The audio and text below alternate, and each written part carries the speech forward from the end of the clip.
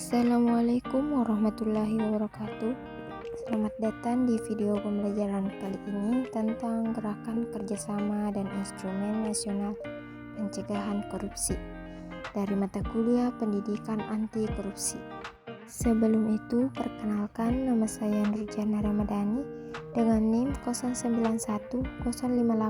09115802222015 semester 2 dari Program Studi Pendidikan Bahasa Indonesia Universitas Muhammadiyah Sidenden Rapang. Adapun pembahasan kita kali ini mengenai gerakan kerjasama dan instrumen nasional pencegahan korupsi, yaitu yang pertama gerakan dan kerjasama nasional pencegahan korupsi, yang kedua instrumen nasional pencegahan korupsi, dan yang ketiga lembaga pencegahan korupsi. Pembahasan yang pertama yaitu gerakan kerjasama nasional pencegahan korupsi. Yang pertama, sektor publik atau pemerintah bertujuan menyelenggarakan kesejahteraan masyarakat dengan memberikan pelayanan atau jasa, dan dalam bekerja lembaga ini tidak berorientasi pada mencari keuntungan. Yang kedua, sektor swasta atau BUMN. Sektor swasta dan BUMN rentan terlibat dalam tindak pidana kasus korupsi. Pencegahan korupsi di sektor swasta tersebut utamanya melalui perbaikan sistem dan tata kelola. Yang ketiga, gerakan dan kerjasama masyarakat. Berdasarkan pelaku gerakan, dapat diidentifikasikan beberapa model gerakan anti korupsi di Indonesia, yaitu yang pertama, lembaga pendidikan dan pusat studi anti korupsi. Yang kedua, lembaga swadaya masyarakat anti korupsi. Dan yang ketiga, komunitas-komunitas anti korupsi.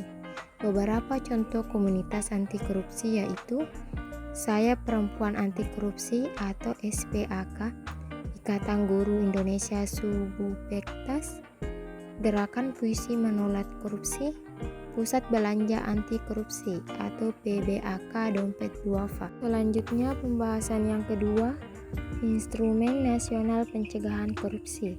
Yang pertama, Undang-Undang Nomor 28 Tahun 1999 tentang penyelenggaraan negara yang bersih dan bebas dari korupsi, kolusi dan nepotisme. Yang kedua, Undang-Undang Nomor 31 Tahun 1999 tentang pemberantasan tindak pidana korupsi. Yang ketiga, Undang-Undang Nomor 30 Tahun 2002 tentang Komisi Pemberantasan Tindak Pidana Korupsi. Yang keempat, Undang-Undang Nomor 46 Tahun 2009 tentang Pengadilan Tindak Pidana Korupsi. Yang kelima, Undang-Undang Nomor 8 Tahun 2010 tentang Pencegahan dan Pemberantasan Tindak Pidana Pencucian Uang. Yang keenam, Undang-Undang Nomor 25 Tahun 2009 tentang Pelayanan Publik. Dan yang ketujuh, Undang-Undang Nomor 5 Tahun 2014 tentang Aparatur Sipil. Dan masih banyak lagi undang-undang mengenai instrumen nasional pencegahan korupsi. Pembahasan yang terakhir yaitu lembaga pencegahan korupsi.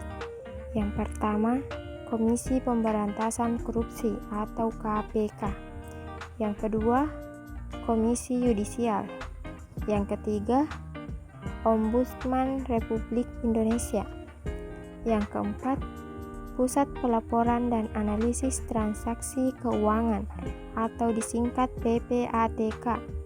Yang kelima, Lembaga Pengawas Perbankan. Yang keenam, Komisi Penyiaran Indonesia. Dan yang ketujuh, Komisi Pemilihan Umum dan Badan Pengawas Pemilihan Umum. Demikianlah pembahasan materi mengenai gerakan kerjasama dan instrumen nasional pencegahan korupsi. Semoga dapat bermanfaat bagi kita semua. Wassalamualaikum warahmatullahi wabarakatuh.